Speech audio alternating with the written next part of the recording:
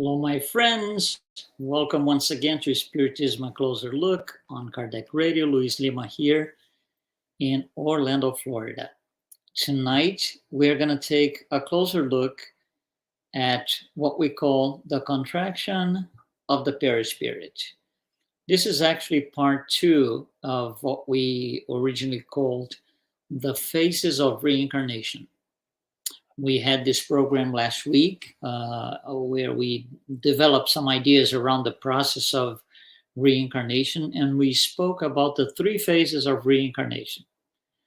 Just as a reminder, reincarnation, this process of natural evolution, involves moral and intellectual development of the spirit, and each incarnating spirit brings in their own characteristics for each incarnation. He seeks a particular goal or a set of goals in each incarnation.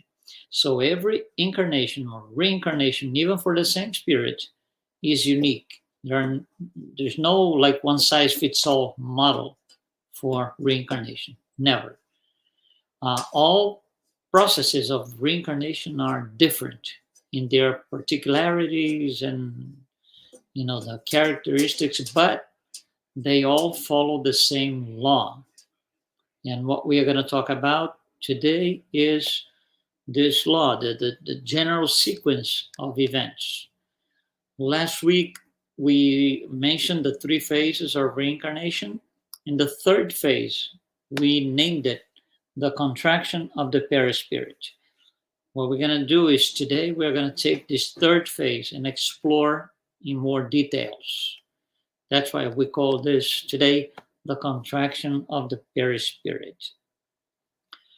This is a process that starts before conception. When planning, which we already spoke about last week, when planning for the incarnation, these, if you will, architects and engineers helping the incarnating spirits all together, they look at the guiding charts. They are revised and reviewed to make sure everything is so they all give themselves the green light to go ahead with the process and help the incarnating spirit to get into the flesh. So before earthly rematerialization even begins, even before that, the bodies, the limbs, the organs, the fibers, and the cells are checked out and studied to make sure the process is going to be successful. DNA is looked at, all of those things. Now, the incarnating spirit, it could be a more advanced spirit with a lot of merit, or it could be a spirit down on the scale with demerit, or anything in between. So when the spirit oscillates between, the extremes, the authorities of the spiritual justice will have a say in that incarnation process. They will be like do this, don't do that. They're counselors. We suggest you go this way on your incarnation, not that way. We suggest you, don't take this particular expiation now, take it a later life. Because the spirit doesn't have a solid, consistent way of behaving. So it goes from one point to another. It's good, and now it's bad. It does good, it does evil. That's why these spiritual justice spirits will have a say in it. High order spirits can nearly always, by the way, shape their own physical body. However, the contraction of the perispirit is more difficult because they have to give up some freedom. We spoke about this last week. For example, they will be limited to the five senses that the physical body is. When they are much more advanced spirits, they can do a lot more, but they will be limited by that. And less advanced spirits will settle easier to this adjustment because they are more prone to material bonds bond to material things, material life, material physical body. lower order spirits, we spoke about this too. In most cases, they become slaves of physical inheritance. They can choose their bodies, their DNA. They will be, especially lower orders, really lower order spirits, they will have no say on their DNA.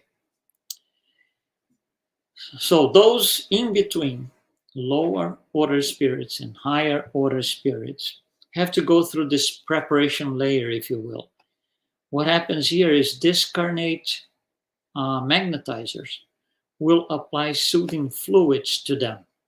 So they will pass through this process where discarnate magnetizers apply fluids to them. And this occurs by magnetic action. Now, for this to take place, the purpose of this taking place is that the reincarnating spirit pairs in affinity with the instructors presiding the reincarnation process. Now, in modern terms, it's like a Bluetooth. You have to pair this device with this one so they can communicate and trade information. Same thing here. The incarnating spirit has to be in full affinity with their instructors. That's why these discarnate magnetizers apply these soothing fluids to make the process happen more easily and faster. So once that takes place, once that happens, the reincarnating spirit is invited and induced to participate in the process, in the palingenesis. Now, for the success of the operation, the incarnating spirit must have three things in mind. If the spirit doesn't bring those three things with them, process fails. One, it has to remember its fetal organization or format that was planned before. It has to have that in mind. Number two, it has to visualize its entry into a material body. So it has to have the mindset that he's going to go through that process.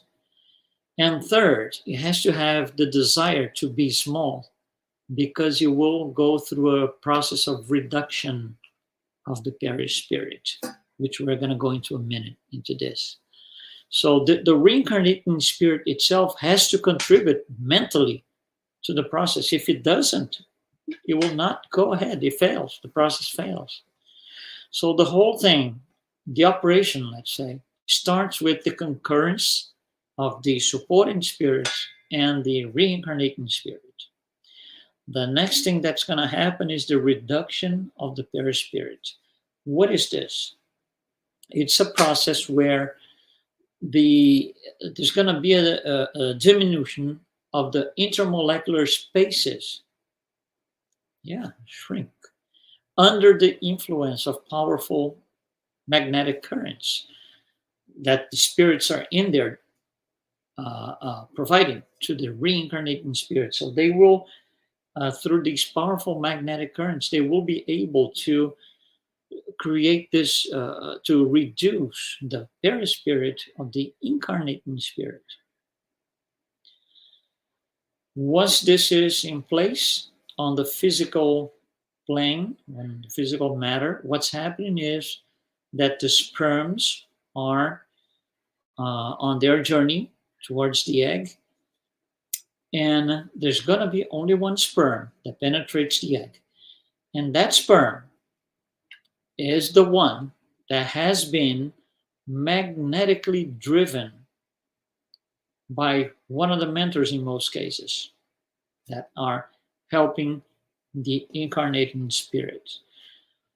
That's why they have to undergo, prior to anything, look at these charts and body and cells and all of these, to be able to determine when the process starts after the sexual union, which sperm is going to be the chosen one, which is the one more likely to make the process occur smoothly. So once the chosen, put it this way, the chosen sperm reaches the egg with a bunch of them. They're all around the egg, but the chosen one will get this magnetic, powerful current that will make him, go through the membrane of the egg and penetrate the egg. From the membrane of the egg towards the center, there's a physical distance that the sperm has to perform. It will take the sperm 4 minutes to get from the outer membrane into the center of the egg. 4 minutes. When it gets in there, then there's going to be a fusion of genetic material between the egg and that one sperm. So this is a process, not a snap of fingers. This process alone will take about 15 minutes. 15 minutes for this fusion between protoplasms to occur. At the end of this 15 minutes, the incarnating spirit is going to launch a fluidic tie, which is nothing more than an expansion of its perispirit. And that will form the initial link between the perispirit and the physical matter. And that happens through the mother's genetic center into the uterus. Incredible. Incredible. So this fluidic tie, it's the key moment in the whole process. When the fluidic tie reaches the physical matter, the first cell, the one cell body, that is the conception. That is when, let's use this word, ownership starts. So from that point on, the incarnating spirit will be the driving force for this new body that it is being formed. You see, so the process wraps up, per se, when the spirit, the incarnating spirit, takes ownership of the physical matter. Because supposedly you will be able to take it from here and go on its journey. So the consolidation of the process is exactly that, when the spirit takes ownership of the first cell. Now, throughout past lives, the sum of all past lives and past experiences, this is what we call spiritual history. So spiritual history is the set of all experiences acquired in the past. That spiritual history reveals itself in the form of tendencies and impulses. So the spirit will have to experience the new ownership, per se, but he will bring those tendencies and impulses still in the uterus. So some spirits are going to make an easier pregnancy for the woman, for the mother. Some will make it more difficult. And it's not because of the mother. It's because of the spirit, the incarnating spirit. One of the things the incarnating spirit has to experiment here, right here, is the forgetfulness of the past, which is not a separate topic, but you will have to go through the process during the contraction of the perispirit.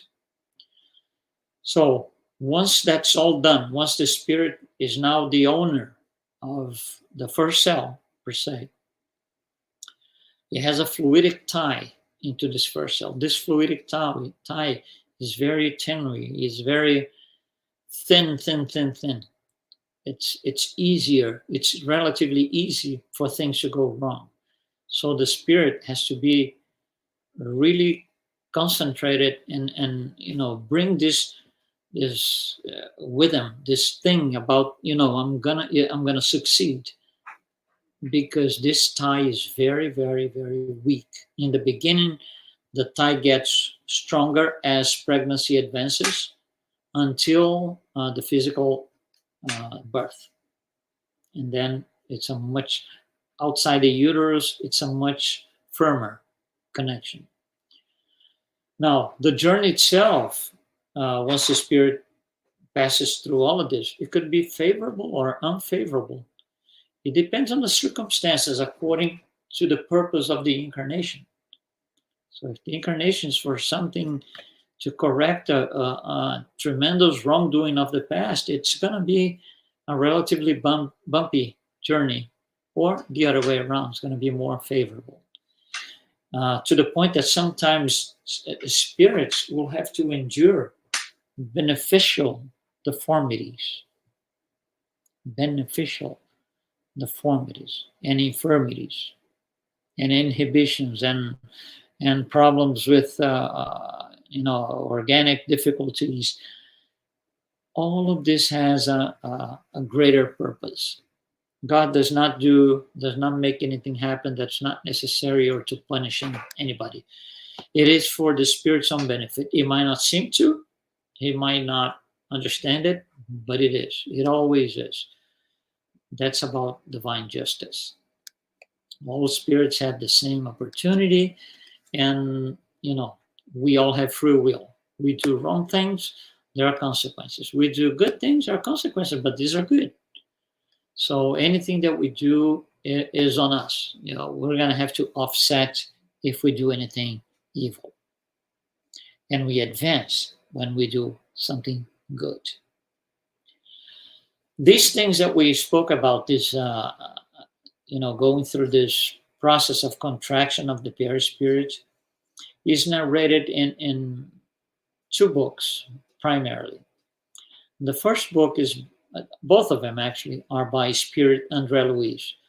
The first book is called Missionaries of the Light, on chapter 13, where André Luiz talks about the phases of the incarnation and the contraction of the Perispirit for an upcoming birth of a spirit called Segismundo. And it's a very interesting thing. It narrates in details, most of them we spoke about today and on the past life too. Another book, Between Heaven and Earth, also by Spirit André Luiz, chapter 29, describes this, about the same thing, the process of perispirit contraction, experiences and difficulties that the spirit has to go through and experiment for to be able to incarnate, to produce a new physical body and go on his journey. So all of these things are very interesting.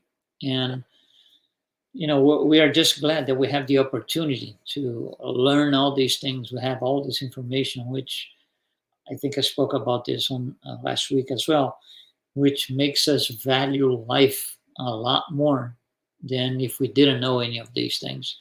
It's incredible what goes on behind the scenes. So each one of us, you and I, can reincarnate, can be here, can use our incarnation to the best of our ability. And it doesn't make sense to be negative. It doesn't make sense to live around revenge and rage and anything like this. It doesn't make any sense. Everything that happened before our incarnation and preparation and everything was all good. There's nothing bad. And same thing, when we go back to the other side, back home, it's all going to be good again. So there's a purpose in everything. There's a clear purpose in us incarnating, and there's a clear purpose in us having to go through different lives, because our wrongdoings have to be offset. And to offset wrongdoings one at a time, at least one at a time, or maybe to offset one wrongdoing, maybe it takes me 4 lives, 10 lives, depends. But on each life, I'm going to have a different body with a different DNA that serves the purpose. And again, that DNA on higher order spirits, it is adjustable. It is adjustable. It can be adjusted by the spirit and or the mentors with them at the time of conception. So the incarnation has its purpose as it should. Lower order spirits do not have access to that. They have to rely on the physicality of the DNA, which is well explained by Mendel's law of genetics. And that's it. You have to go with, that DNA on your journey. So they don't have much control. Anyhow, I think that's what we needed to bring to you about reincarnation, the process of reincarnation in these past 2 lives, last week and today. And one thing that I always refer to several times here, I speak about lower order spirits, higher order spirits, and this is in relation to something called the spirit scale that you see here on the right side of your screen. And we had about 2 of our programs talking in details about this. So I urge you to always go back. The name of the program is Spirit Scale. So it is something that we when we understand to the level that we should, and that's what we try to do on this program, things can change in our favor. We can see life in a different way, just as much as these 2 programs that we did last week and this week about understanding the process of life coming about, life beginning, the beginning of reincarnation. It is incredibly complex, but once we understand, we only see beauty in front of us. Thank you very much for following us here today once again. And we will be back here next week with another Spiritism Closer Look every Wednesday at 7 p.m. Eastern Time.